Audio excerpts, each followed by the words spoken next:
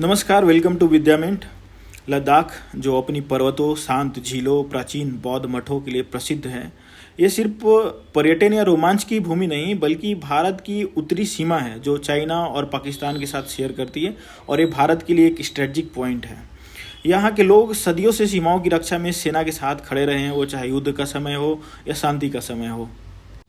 2019 जब अनुच्छेद 370 हटाया गया और लद्दाख को अलग केंद्र शासित प्रदेश बनाया गया तो लोगों ने सोचा कि अब उनकी आवाज़ सीधे दिल्ली तक पहुंचेगी। लेकिन आज 5 साल बाद हालात कुछ बदले हुए हैं। आज लेह और कारगिल की सड़कों पर आंदोलन चल रहे हैं। लोग भूख हड़ताल कर रहे हैं तो कहीं मार्च निकाल रहे हैं और कहीं कहीं से तो मौत की खबरें भी आ रही हैं। तो शुरू करते हैं अनुच्छेद 370 से। अगस्त 2019 में जब अनुच्छेद 370 को हटाया गया तो पूरे देश में और पूरे देश की नज़र जम्मू और कश्मीर पर थी। वहीं लद्दाख के लोगों के लिए यह एक नया अध्याय था। कई दशकों तक जम्मू कश्मीर और श्रीनगर की राजनीति साए में रहने के बाद केंद्र शासित प्रदेश लद्दाखियों ने सोचा कि अब उनकी पहचान और संस्कृति को पूरा सम्मान मिलेगा।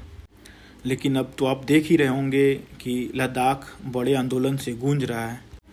इन आंदोलन में न सिर्फ कार्यकर्ता बल्कि छात्र, महिलाएं, किसान और साधु भी शामिल हैं। अब तक 4 से अधिक लोगों की जान जा चुकी है, जिसमें 2 बुजुर्ग कार्यकर्ता भूख हड़ताल के दौरान शहीद हुए। इनकी कुछ प्रमुख मांगे हैं जो इस प्रकार हैं। पहला, लद्दाख को पूर्ण राज्य का दर्जा। दूसरा, संविधान की 6ठी अनुसूची में लद्दाख को शामिल करना। तीसरा है सीधी राजनीति भागीदारी, लेह और कारगिल के लिए अलग अलग लोकसभा सीटें और एक राज्यसभा सीट। और चौथा है लद्दाख पब्लिक सर्विस कमीशन की गठन।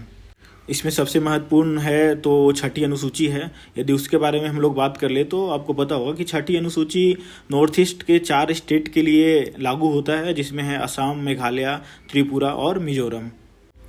इस अनुसूची के उद्देश्य आदिवासी भूमि और संसाधनों की रक्षा करना था, गैर आदिवासियों द्वारा शोषण रोकना था और संस्कृति एवं परंपराओं की सुरक्षित रखना। स्थानीय जिला और क्षेत्रीय परिषदों को कानून बनाने का अधिकार दिया जाता है इसमें। चूँकि लद्दाख की 97% आबादी अनुसूचित जनजाति वर्ग से आती है तो लोग मानते हैं कि उनका 6ठी अनुसूची में शामिल होना बिल्कुल तार्किक और न्याय संगत है। 2019 में यह वादा किया गया था कि लद्दाख की संस्कृति, भाषा और पहचान की रक्षा होगी। हालांकि स्थानीय भाषाओं की मान्यता और डोमिसाइल आधारित नौकरियों जैसी कुछ पहल भी सरकार के द्वारा की गई है। लेकिन जो उनका हिल डेवलपमेंट काउंसिल है, जो ऑटोनोमस बॉडी है, उनको कोई भी पावर नहीं दिया गया है और ज़मीन की स्वामित्व को लेकर कोई स्पष्टता नहीं है और कुछ रोजगार से संबंधित भी समस्याएं हैं। और सबसे महत्वपूर्ण कारण है कि वहाँ पे इंडस्ट्रियलाइजेशन और डेवलपमेंट की वजह से जो वहाँ का इन्वायरमेंट है वो काफ़ी फ्रेगाइल है और उसकी वजह से वहाँ के स्थानीय लोगों को काफ़ी परेशानी का सामना करना पड़ता है। इतनी बड़ी आंदोलन और 4 लोगों की मौत और इतने सारे लोगों को घायल हो जाने के बाद भी केंद्र सरकार का रुख स्पष्ट नहीं है।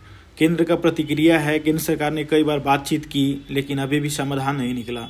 गृह मंत्रालय ने सोनम वांगचुक पर आंदोलन को भड़काने का आरोप भी लगाया है, लेकिन कुछ लोग मानते हैं कि जो सोनम वांगचुक हैं वो लद्दाख की आवाज़ हैं और जो लगातार चेतावनी देते हैं कि बिना सोच समझ के विकास परियोजनाएं लद्दाख की नाजुक परिस्थितियों को नष्ट कर सकती है।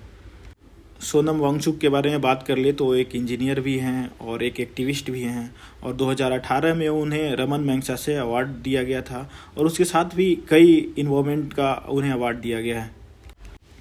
तो निष्कर्षतः लद्दाख भारत का जीवित धरोहर है। बौद्ध मठ, सूफी परंपराएं और हजारों साल पुरानी आदिवासी संस्कृति की। तो जो लद्दाख का आंदोलन है वो कोई अलगाव की मांग नहीं है बल्कि एक संवैधानिक अधिकारों और पहचान की रक्षा की पुकार है। वही बात कर ले भारत सरकार की तो भारत सरकार के सामने भी कई चुनौतियां हैं, जैसे नेशनल सिक्योरिटी को लेकर हो गई या फिर डेमोक्रेटिक रिप्रेजेंटेशन की हो गई या वहाँ पे इन्वायरमेंट का फ्रेजाइल होना और वहाँ पे डेवलपमेंट जो टूरिज्म से संबंधित है, ये सब भी भारत सरकार के पास कई चुनौतियाँ सामने आती हैं। तो जो भी समस्याएं हों, केंद्र सरकार को चाहिए कि जल्द से जल्द वहाँ के जो लीडर्स हैं उनको कॉन्फिडेंस में लेकर इसका कोई समाधान निकाला जाए और इस मूवमेंट को एक अंतिम रूप दिया जाए। Thank you.